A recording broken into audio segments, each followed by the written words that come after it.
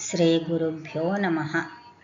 गीर्देवतीति गरुडध्वजसुन्दरीति शाकम्भरीति शशिशेखरवल्लभेति सृष्टिस्थितिप्रलयकेषु संस्थितायै तस्यै नमः त्रिभुवनैकगुरोर्तरुण्यै।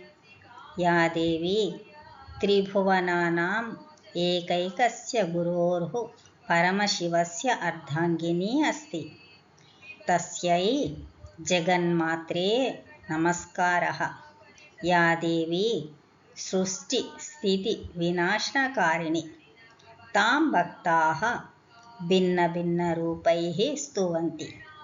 या ज्ञानधात्री वाग्देवी सरस्वती इति। या विष्णोः प्रिया लक्ष्मीः इति।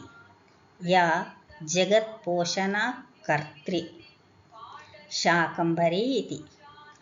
या च शिवस्य प्राणेश्वरी पार्वती इति नामाभिः प्रसिद्धा अस्ति। प्राणिरक्षणकर्त्री इति भवति। तस्यै सर्वरूपिण्यै पराशक्त्यै नमः।